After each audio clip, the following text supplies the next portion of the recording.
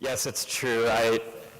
My lovely new wife, it feels so weird to say that, who's in the audience, just got back from our honeymoon less than 24 hours ago. So if I'm a little bit out of sorts, you'll have to forgive me, as my mind is still in Europe. So who am I? I'm Ian Seeb from Denver Leaf and Denver Leaf Consulting, as Aaron said, and I have the honor and privilege of representing all the other NCIA members in the room today as the current chairman of the board of the National Cannabis Industry Association. So, why us? The cannabis industry is becoming more standardized, more professional, and more responsible than it's ever been. We're starting to see companies emerging that didn't exist when the industry first started. Testing facilities like Can Labs. We're starting to see packaging companies like Stink Sack and Funk Sack and Road Dog that are emerging that are creating products specifically for our industry. We're seeing insurance companies like Cannassure, the fact that our crops are insured by Lloyd's of London. If we have a catastrophic failure in our grow facility, we have an insurance policy for that. It's showing a legitimate progress of our industry. And then finally, the thing that's on the table for all of us, the big elephant in the room, banking. And slowly but surely, we're starting to hear that a couple banks here and there are actually allowing businesses to operate who are engaged and open about the fact that they are involved in the cannabis industry. But why is our industry getting more scrutiny than most others? Well, obviously, it's still federally illegal, right? We still have a social stigma that's attached to cannabis, to its consumers. It makes the path to legitimacy a little bit more difficult for us than for traditional businesses. It's not like we're just opening a grocery store. It's not like we're just opening a Starbucks. We're opening and we're getting involved in businesses and something that's been federally illegal in the United States since 1937. So this negative stigma still exists, but it's changing. And that negative stigma can be attributed to many, many bad years of prohibition, misinformation, lack of research all over the place. You know, reefer madness scared our grandparents to death about cannabis. There were these claims of inevitable insanity and the devil coming out, and all these tactics to scare the public. It was really, I guess, just a coincidence. The other night, our second to last night on our honeymoon, my wife and I are in Rome, and we didn't watch TV the entire time that we're gone. Really small place, need some background noise, you know, bathrooms are really close to the rest of the room, so we turn the TV on. And the first word that comes on the TV is marijuana. And then I see my friends and colleagues, Stephen D'Angelo, Dale Sky Jones, Rob Campia, Alan St. Pierre, and Mitch Earlywine, all on this several hours long. We couldn't turn it off. I'm in Italy, it's Italian, like, oh my God, my friends, my colleagues are on TV. And in it, they're showing a scene, the infamous scene of Cab Calloway singing the song about the reefer man. And it just made me think, like, even in Italy, all the way over on the other side of the world, on our honeymoon, I'm seeing my friends, my colleagues, talking about this change from what happened in 1937. You look at the center picture, and you see this past April 20th downtown. And it tended to be more of a party than a protest. Parties like that produce huge amounts of litter. Attendees consume mass amounts of cannabis in a short period of time, and it makes it really easy. They're not doing anything wrong, but it makes it really easy for those who are naysayers to further the negative stereo stoner type that we're trying so hard to change. And then we have things like dab-offs and the Kush Expo. There's one that's taking place here in California next month that I think has the the hot Kush girl contest, because everybody knows that any good medical and retail marijuana center needs a hot woman in a bikini to show what it is that they're doing, right? Terrible, terrible. Women are often sexualized in this industry. However, women are more likely to live with a chronic illness, according to the World Health Organization, yet they're underrepresented in all the patient registries. As an example, if you look just here in Colorado, we could attract, based on about 100,000 patients at any given time, we could attract about 37,500 more additional patients, a 36% increase in the market by attracting more women to the industry and not putting them out in a negative way. They remain a large and loyal but underdeveloped market. You look at this picture of a Colorado edibles company, and I don't know why chocolate and nipples need an association here to promote their product, but can't you think of a better way to fight the negative stigma and project your product rather than putting your product on top of a woman's body? So what we need now, we need to shift the paradigm. And a lot of groups are starting to do that. How do we change it? Families are desperately seeking refuge in Colorado to treat their suffering children. Here, there's a picture. It's from April 29th. It's a mother of a child with cancer. Her name's Mariah Barnhart.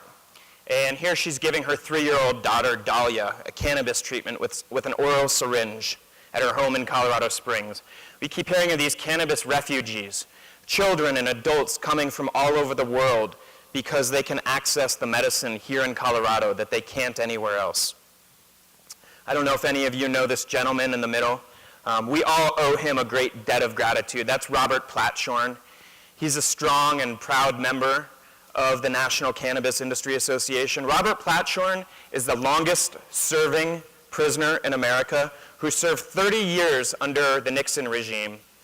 He led a gang called the Black Tuna Gang that allegedly smuggled millions and millions of pounds of cannabis that was never found in Florida in the 70s.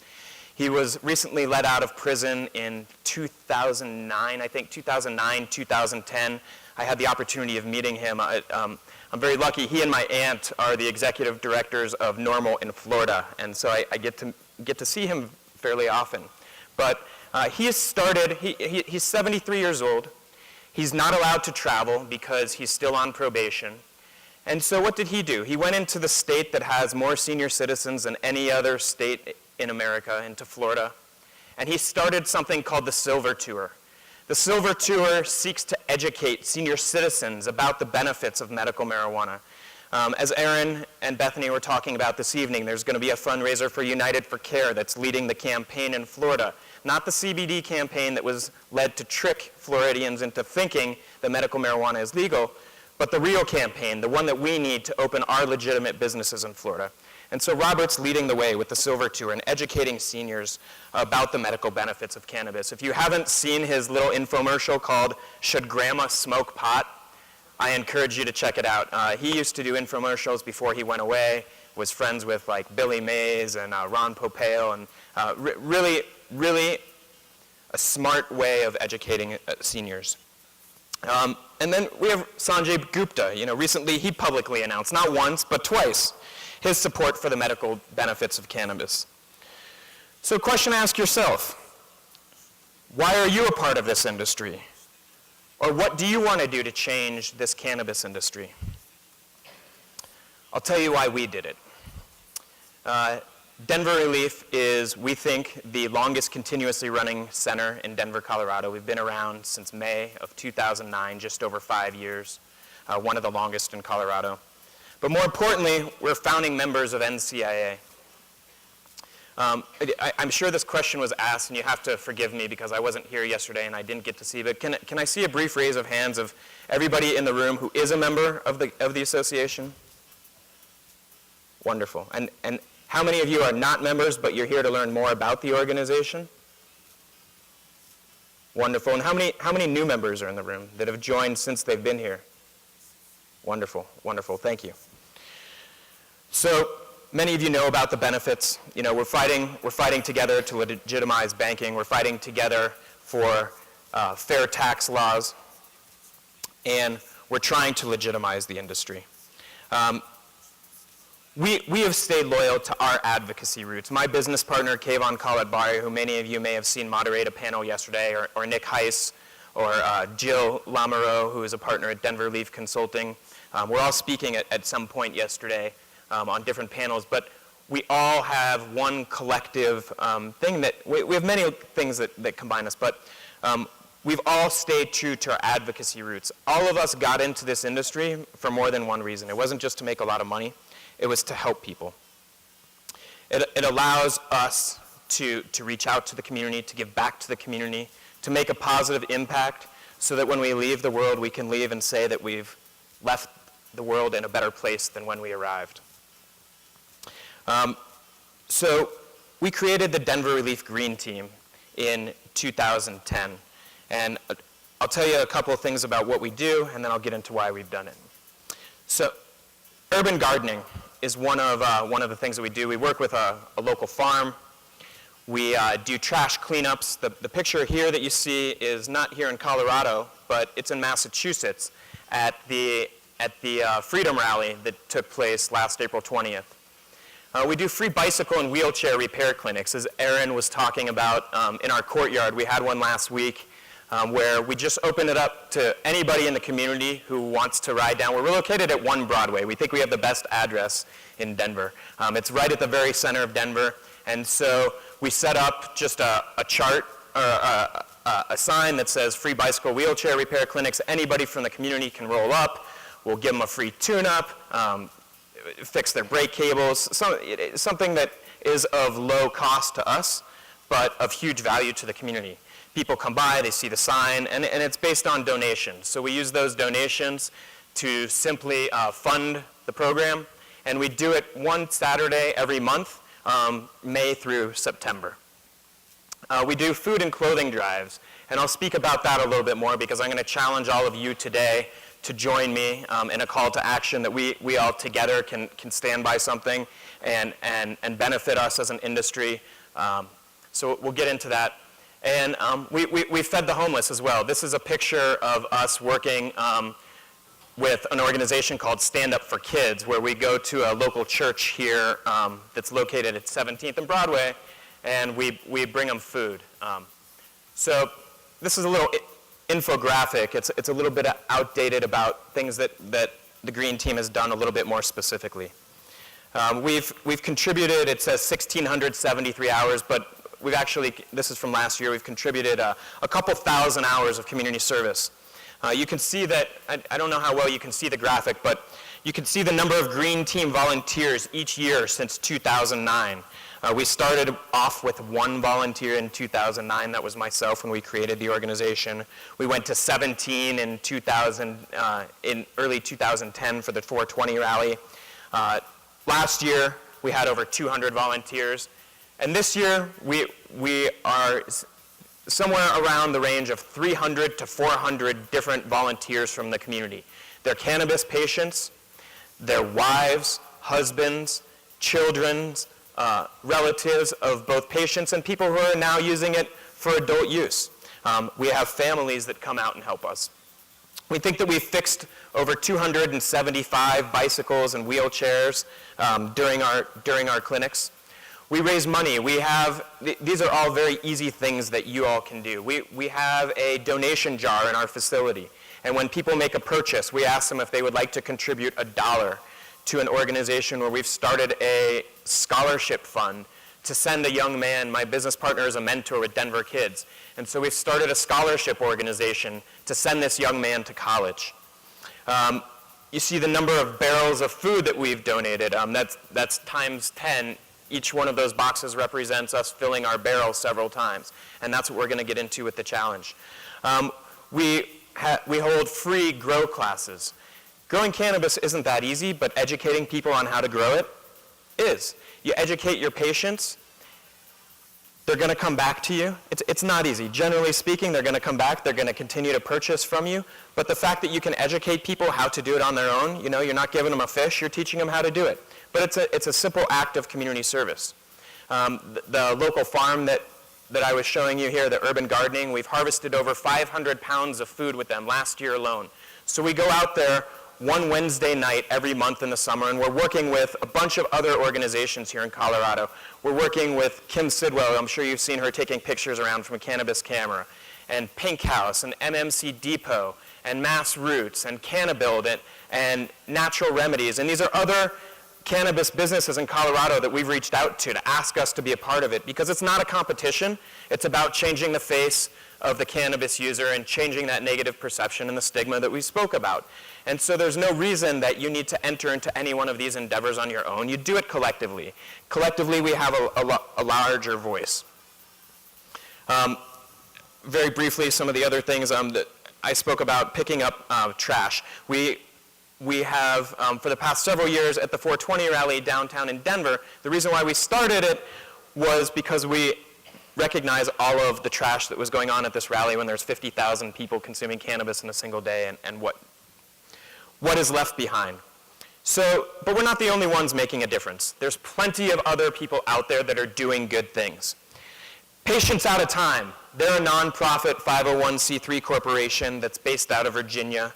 They educate all disciplines of healthcare professionals, their specialty and professional organizations, and the public at large about medical cannabis. Patients Out of Time focuses its power to reinstitute cannabis as a legitimate medicine for use within the U.S. Patients Out of Time offers a continuing medical education program, which gives nurses and physicians the opportunities to learn about cannabis as medicine while receiving school credit through continuing education requirements. The clinic is another excellent example of people who are doing things the right way here in Colorado.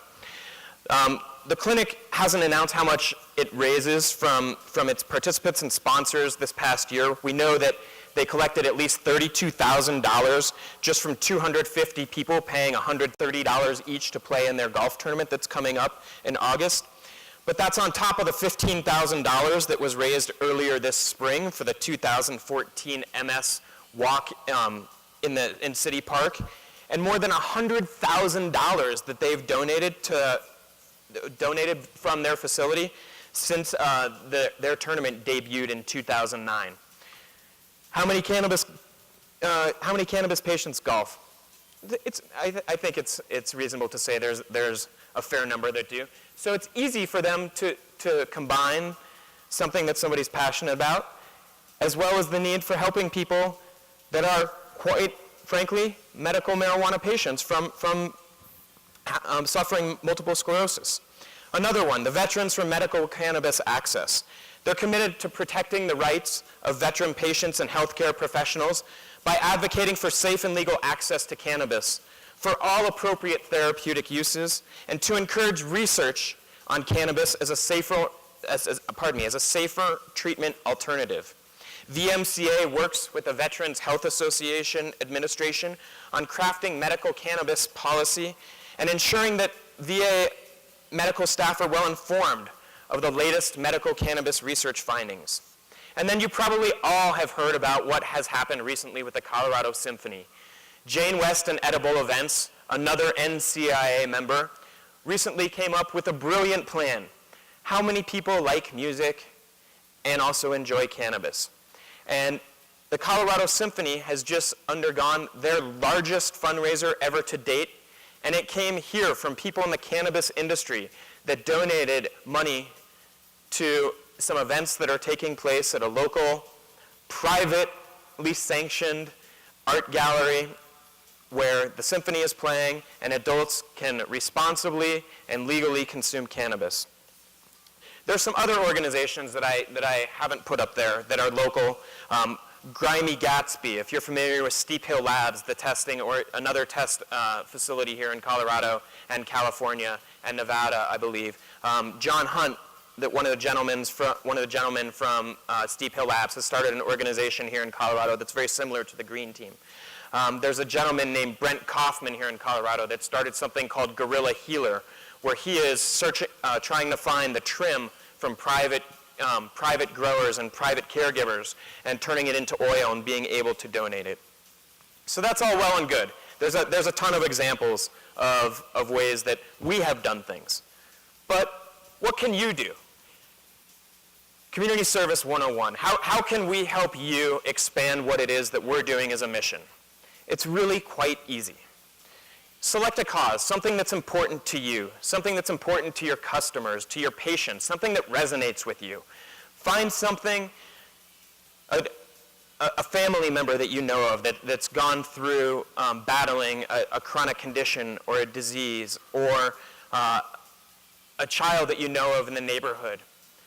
Reach out to local charities and harm reduction action centers. One of the new campaigns that we recently started doing, the next big, after cannabis, we feel that one of the next big social changes that needs to happen here is working with IV drug users. So we've recently started something with the Harm Reduction Action Center in Denver, where we collect, it's very simple, we all travel all the time, we collect all the toiletry items at all the hotels that we stay at, and we bring them back and we give them to them, and they provide them to these IV drug users who are living on the street, and allows them to have a little bit more sanitary lifestyle that obviously affects all of us. So start collecting these basic supplies and find a place that you can donate it to. Organize a fundraiser for a local nonprofit. Find, again, something that resonates with you, something that resonates with your patients. Maybe it's something that's nearby your facility, something that the public around you is familiar with. And just host an event for them. Host a fundraiser for them. Go big. Take a percentage of your proceeds. Take one day. You know, you have a sale for one day. You hear restaurants doing it. Take one day out of the year and say that all of the money that you collect in that day is going to go to a local organization, one that you can support. Join us. As I spoke about, we've worked with, 15 to 20 different cannabis companies or cannabis organizations here in Colorado over the past 5 years. So join us as a sponsor. We're always looking to do more, to reach out to other states, or start your own community service team. If you're from a state beyond Colorado and you want to get going on something like that, reach out to us. I have some business cards here. We'll help you going with that. Or align with a national program, one of the ones that I spoke about just a couple minutes ago, Patients Out of Time. Sponsor an event through them. So what are the big picture benefits of doing something like that? One, it increases brand loyalty. You're able to ensure the products and the services that you're offering to your community are consistent and true. You're out there, you're delivering a positive message at all times. You're not going to be doing something bad if you're showing all the positive things that you're doing in the community. The outcome of your efforts and the things that you do in the community are going to matter tremendously to your donors, to sponsors, to other volunteers. If you're transparent about your efforts and you not only say what you're doing, but you're able to show it, what you're doing, it's important. You're able to talk to your customers about it, your patients. You're able to talk to your employees about what you're doing and why. You can welcome criticisms. You can welcome suggestions. You create an emotional connection to your cause. And it makes supporters and the people that work with you want to create that feeling of interacting with you again, and it increases brand loyalty. You take companies like Starbucks. You take companies like Costco. They're well known for the things that they do. I was just speaking with my business partner Jill this morning about Target and the program that they have, where you can take your red card and donate 5% of what you spend to a school of your choice, so that you know that every time you make a purchase at Target, there's money going to the kids. And so why can't we do that same thing? You're able to increase market research. The benefits of cause marketing include an ability to promote your business through the greater network of the nonprofit. It's an increased ability to reach possible supporters through the nonprofits network.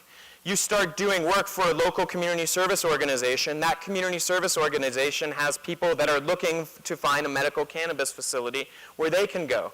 And why not go to the facility that's supporting them? It really is a symbiotic relationship. There's positive PR that comes out of it. you have these improved customer relationships, and then you have just this free marketing. And very importantly, employee morale and professional growth. The research for center work-life policy shows that employees that have volunteer opportunities available to them at work make them more likely to choose an employer in the first place and more likely to stay there. You lead by example. Giving employees access to charitable work through their jobs is an effective way to increase engagement. You have company A that doesn't do anything. Somebody goes there just to earn their paycheck. And you have company B. They're more than just a job. They're a family. They're going out. They're giving back to the community in a positive way. They're making it exciting to go to work in the morning. Then you have the professional growth. Nonprofits, for a long time, have offered a great opportunity to network, to learn new skills in different areas, something that in turn makes your employees more valuable back at the office. According to an article in the Wall Street Journal, social entrepreneur organizations have been swamped with business-savvy professionals that are looking to burnish their resumes. So once you've started your community service program, what do? You want to promote it, and how do you go about promoting it? We have several things going concurrently right now. We use social media to promote it. We create Facebook events. We put it on Twitter. You see this feed going right now. We put on the actual events, and we make contributions to these local communities, or to these local community service organizations. You can use social community so easily to stay in touch with the community, to promote your internal efforts about the drives, where it is that somebody is going to go to do something. You get to expand your network. You join with other businesses and these other community groups for these donation drives or charity events, and they're going to expand yours and your employees' networks, both personally and professionally. An occasional press release never hurts.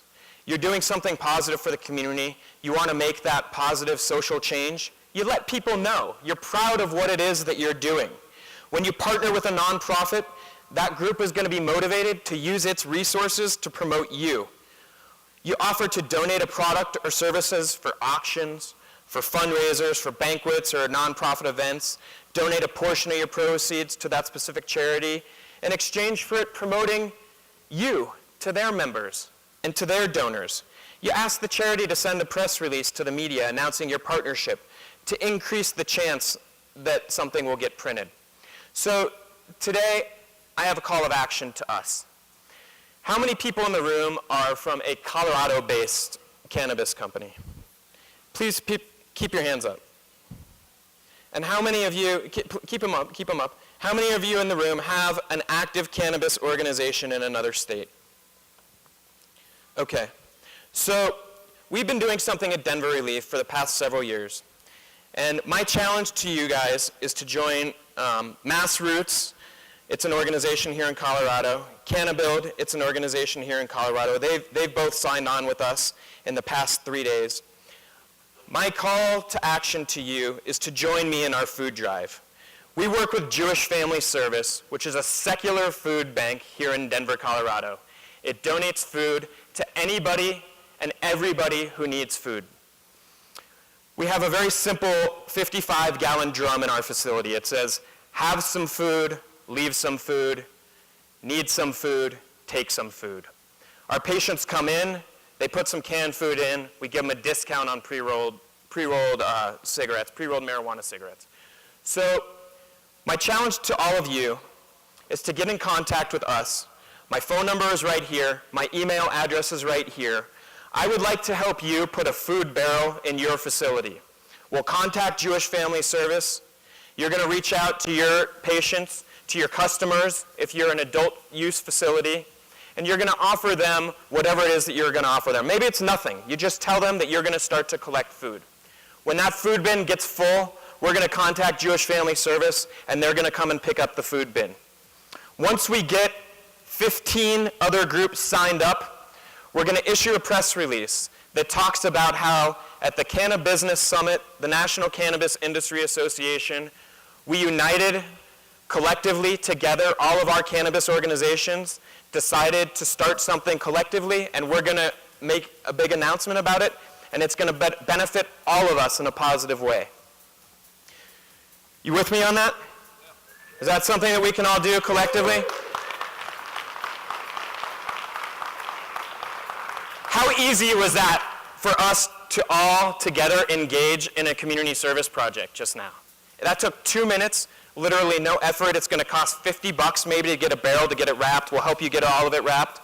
And now we've just all benefited our community here in Denver, Colorado, or your community in Nevada, or in Michigan, or in Massachusetts, to be able to give back to your community.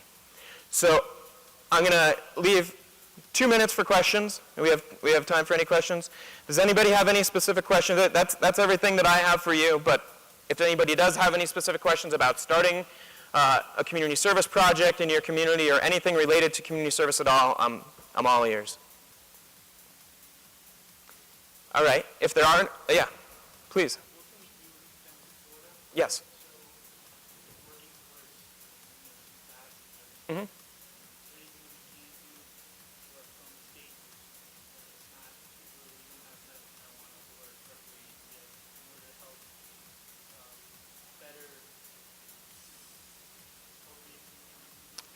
Sure. The question was, in a state like Florida, where we don't have medical cannabis laws yet, what can we do to show positive change? And you have a unique opportunity in Florida that we don't have here. You know, we already have our regulated model. It's here. You guys are looking to have that in November. And so our goal is to make people understand that they need to go out and vote, and that we need that super majority of over 60% in Florida. So if you started an organization, what's your name? Hugh. Hugh, if you spoke with the other people here that are in Florida, and you guys started something like what we just did here collectively, and you arrange something that is going to benefit patients out of time, or I'm sorry, I just forgot the name of, say it again? Thank you, United for Care. Let's organize a drive for United for Care, and it's People for United for Care are doing this community service event. And once we do have medical cannabis, we're going to expand it because we're going to have these extra dollars, and we're going to take a portion of our revenues and give it back to the community. So yeah, really easy. And you're helping further the vote. Any other questions? Yes. Yes, ma'am. Oh, here's a microphone for you. Hi, is it on? Yeah. Okay. I'm from Philadelphia, and last week the City Council finally approved an ordinance decriminalizing small amounts of marijuana. And Philly is an interesting town, and so I'm interested in finding out what ideas you might offer with respect to helping to overcome the stigma in a community like that. One of the major challenges, I think, in Philadelphia is the fact that the Catholic Church is really, really anti-decriminalization. And it's an extremely powerful political force in the city of Philadelphia. And so I'm just curious about how to perhaps reach out to the faith-based community to engage in some kind of educational project that might be beneficial to, the larger citizenry in Philadelphia as well as the industry itself. Sure. So recognizing I'm not from Philadelphia and I'm not Catholic, I'll give you a couple of pieces of advice. What I would do. I would reach out to some of the faith-based organizations that might be more tolerant, and an organization that's going to give you a little bit of a stepping stone, one that will allow you to create a little bit of a soapbox so that you can show the positive benefits. Because for all the groups that are out there that are negative, that want to see cannabis continue to have prohibition, there's going to be that many that recognize that we are at the beginning of the end of prohibition and that we're facing a new world now. And so you use one of those organizations, and perhaps you find a couple of people that live in your community that have benefited from cannabis in a positive way, people that are suffering from real chronic conditions. And they go speak to a community. I'm Jewish, and in the Jewish religion we say to save one person is to save the entire world. And so if somebody was to go in, and I don't mean this as a religious thing, but to be able to go into a faith-based organization and say, look, this helped somebody, this changed their life, it's an easy thing. It's a no-brainer. And if you work with one of those tolerant faith-based organizations, they're going to start to see that there's real people involved, and perhaps that will allow you to make your way to those different and more challenging organizations that you're trying to reach out to. Anybody else? All right, well, with that, thank you very much. I appreciate you listening to me. We have a full day of activities. For those of you who are not members of NCIA, I do encourage you to sign up. Our membership is growing at an alarming rate, and we want you to be a part of us. So thank you very much for taking the time to listen to me this morning.